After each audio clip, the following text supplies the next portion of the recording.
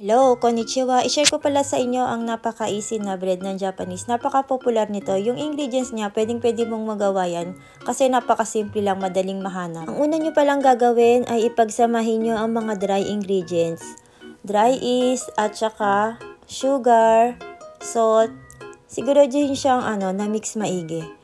Tapos ilagay nyo yung milk.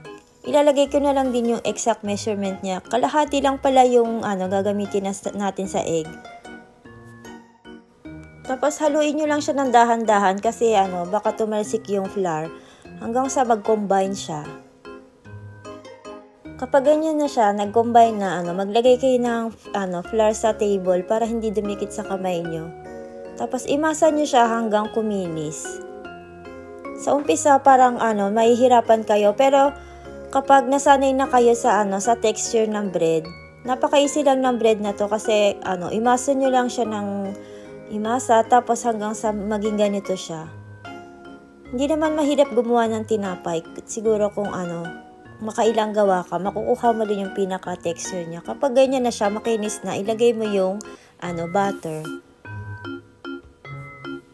I-knead mo siya ng 5 minutes. Pero kung meron kang kneading machine, mas okay. Pero kung wala, okay lang din sa kamay.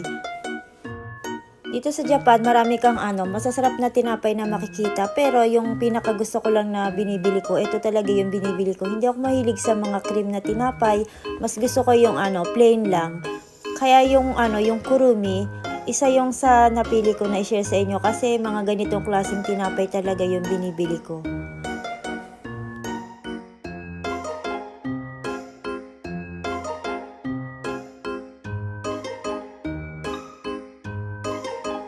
Patuloy mo lang siyang imasa hanggang sa makuha mo yung elastic na texture.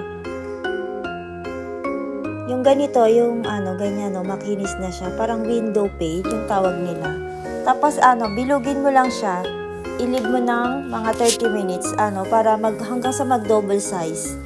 Kurumi naman, or walnuts, i-break mo lang siya sa maliliit na pieces. Pwede kang gumamit ng kutsilyo or knife.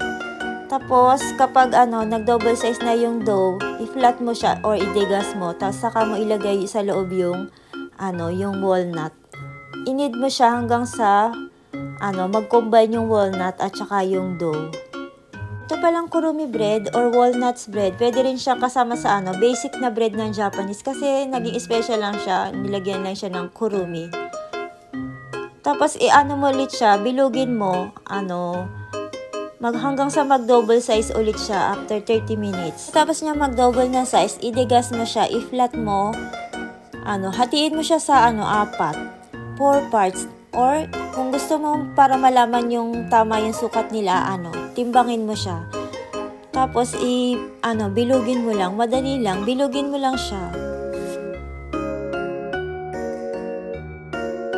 Tapos ilagay ulit natin siya sa baking paper hanggang sa mag-double ulit siya ng size. Kapag nag-double na siya ng size, i-flat natin siya ng konti.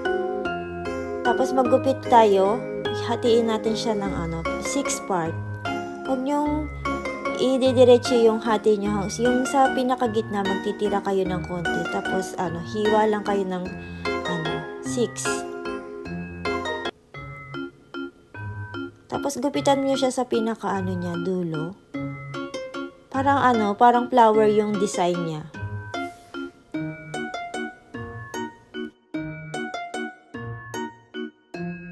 Yung natira pa lang natin kaninang egg, i-brush natin sa dough.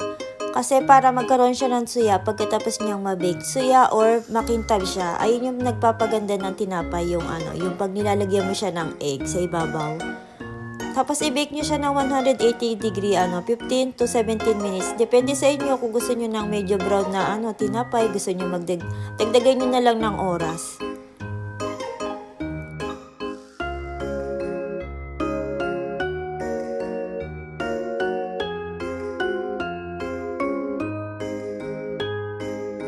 O, diba, napakadali lang. Kung gusto mong matuto ng gumawa ng tinapay, mag-umpisa ka sa mga basic. Itong kurumi pan, basic bread lang siya. Parang naging special lang siya kasi nilagyan mo siya ng ng nuts sa loob. Nagustuhan mo ba ang video ko? Huwag mo akong kalimutang bigyan ng like at kung hindi ka pa sa akin nakakasubscribe, pindutin mo na ang notification bell para sa mga susunod ko pa na easy na recipe. Maraming salamat po sa panonood. See you again on my next video. Bye! Matane!